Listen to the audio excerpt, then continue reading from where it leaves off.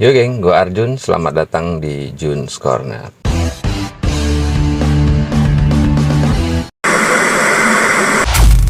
Oke geng, akhir-akhir ini terdapat sebuah kisah viral geng, terkait dengan pelaksanaan ibadah dan pernyataan-pernyataan dari seorang pemimpin pondok pesantren Al Zaitun. Viralnya pondok pesantren ini itu berawal ketika dilaksanakannya sholat Idul Fitri pada tahun ini, di mana pada saat pelaksanaan sholat Id tersebut, pondok pesantren itu melaksanakan ibadah tersebut dengan susunan saf yang aneh. Di samping berjarak-jarak, mereka juga menggunakan kursi. Dan juga dalam saf tersebut, mereka melibatkan seorang yang non-muslim yang berada dalam barisan saf sholat tersebut. Dan juga mereka menempatkan seorang wanita pada saf di depan dan bercampur dengan saf para lelaki. Nah, setelah viralnya foto-foto pelaksanaan sholat Id tersebut, pimpinan pondok pesantren tersebut mengeluarkan pernyataan-pernyataan terkait pelaksanaan ibadahnya umat Islam yang menurut gua sendiri itu tidak lazim dan tidak pernah diajarkan di dalam ajaran Islam tersebut. Nah, salah satu pernyataan-pernyataan yang viral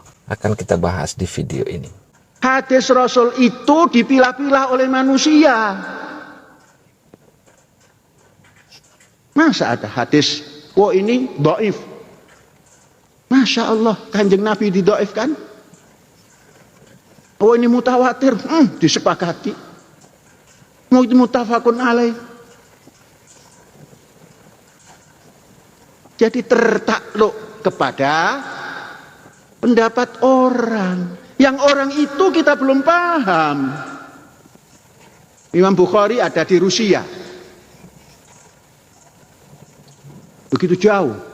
Belum ada IT. Nah, salah satu pernyataan pimpinan pondok pesantren Al Zaitun yang menjadi kontroversi, di mana beliau mengajarkan kepada peserta di pondok pesantren tersebut bahwasanya mereka tidak boleh meyakini adanya hadis Rasul yang diriwayatkan oleh Imam Bukhari. Padahal Imam Bukhari sendiri merupakan salah satu pengumpul hadis-hadis Rasulullah yang diyakini oleh umat Islam di dunia. Hadis-hadis yang ia tuliskan merupakan hadis sahih. Nah, terhadap pernyataan beliau ini, Ustadz Abdul Somad memberikan pernyataan yang cukup tegas. Imam Bukhari itu kan tak hidup zaman Nabi. Kok bisa hadisnya kita pakai? Imam Bukhari meninggal tahun 256.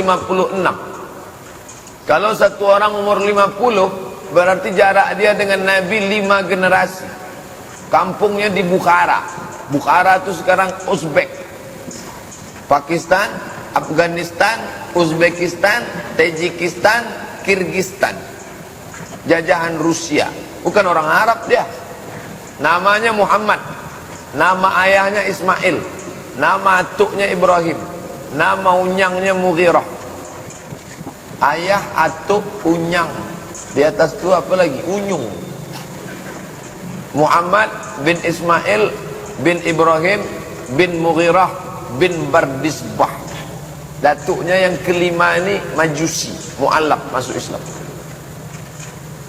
Muhammad bin Ismail bin Ibrahim bin Mughirah bin Bardisbah pergi haji. Dia tak balik-balik. Pergi haji, menetap dia di Makkah. Pergi ke Madinah. Mimpi dia memegang kipas, mengusir lalat. Tanyakannya kepada ulama, apa arti mimpiku tadi malam mengusir lalat? Kau membuang hadis palsu. Lalat itu hadis palsu. Imam Bukhari membuang hadis palsu dengan menyusun kitab Sahih Al-Bukhari. Makkah, Madinah, Syam, Mesir, Irak, keliling. Berapa lama? 16 tahun keliling mencari hadis. Berapa hafalan hadisnya? 600 alfi hadis, 600.000 hadis dalam kepala. Disusunnya lah Sahih Bukhari. Ringkas Sahih Bukhari 7.275 hadis. Yang dicarinya selama 16 tahun dipres menjadi 16 tatap muka. Potong semester dengan semester, libur asap 3 hari. Mau mengkritik Imam Bukhari. La haula wala quwwata illa billah. Nah, itu dengar pernyataan yang tegas yang disampaikan oleh Ustadz Abdul Somad terkait pernyataan kontroversi yang disampaikan oleh pimpinan Pondok Pesantren Al Zaitun. Nah, karena gue sendiri memang bukan ahli agama, geng, jadi gue lebih memilih mencari jawaban terhadap persoalan tersebut melalui orang-orang yang memang begitu mumpuni. Oke, berikut ada lagi pernyataan kontroversi yang disampaikan oleh pimpinan Pondok Pesantren Al Zaitun. Maka kita tumbuh sile asih, sile asa, sile aso. Itu namanya toleransi. Tatkala tidak mengenal, maka seakan-akan Israel itu bajingan yang harus dijauhi. Tidak tahu Israel adalah putra daripada Ishak, putra daripada Ibrahim alaihissalam, yang hari-hari kita membaca doa selawat. Allahumma sholli ala Muhammad wa ala ali Muhammad kama shallaita ala Ibrahim wa ala ali Ibrahim.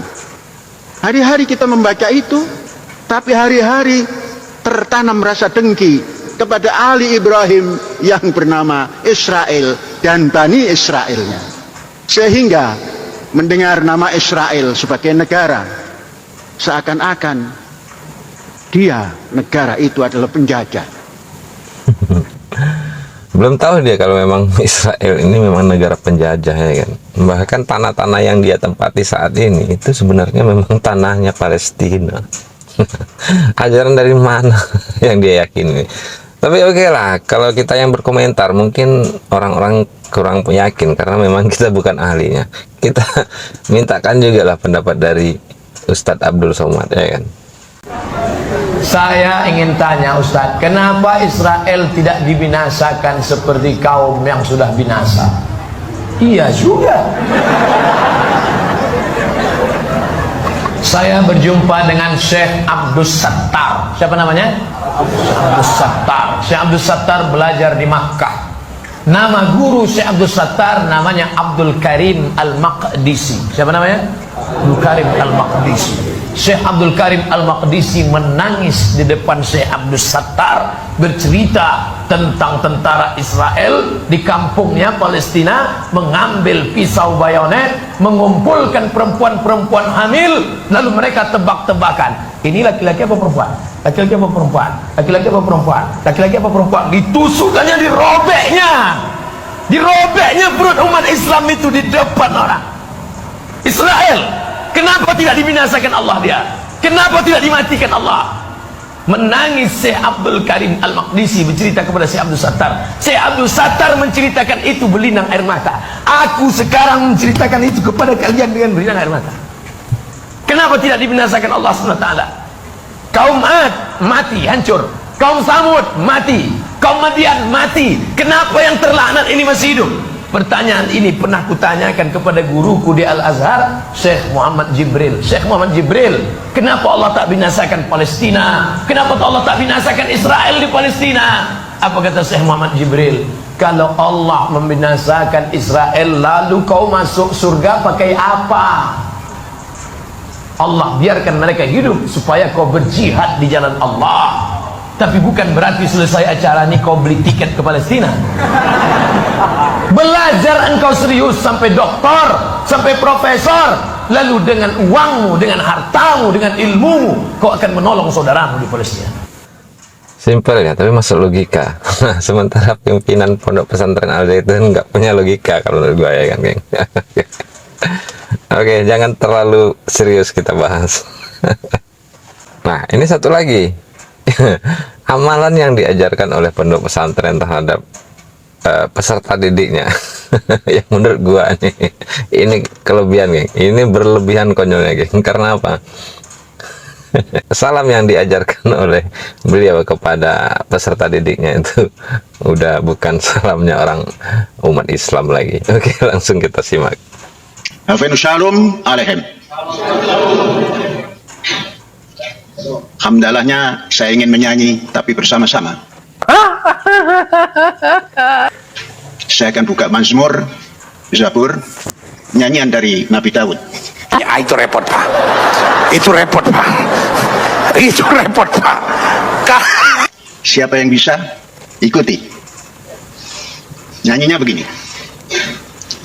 Ini matofu manai syafat akhim kamya.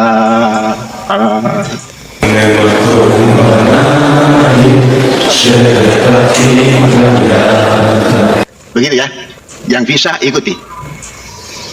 Ini hamdalahnya, gembira. Saya kira nggak ada sama sekali dan nggak ada gunanya. Karena kita bisa hidup bersama seperti ini dan duduk bersama seperti ini. Mari kita mulai. 1, 2, 3.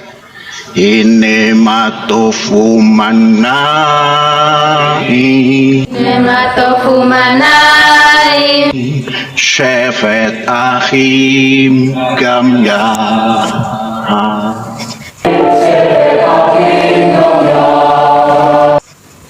Ini matofu manai syafat akhim kamya. הנה מה טוב ומה נעים, שבט אחים גם יחד. Ini matof syafat akhim kamya.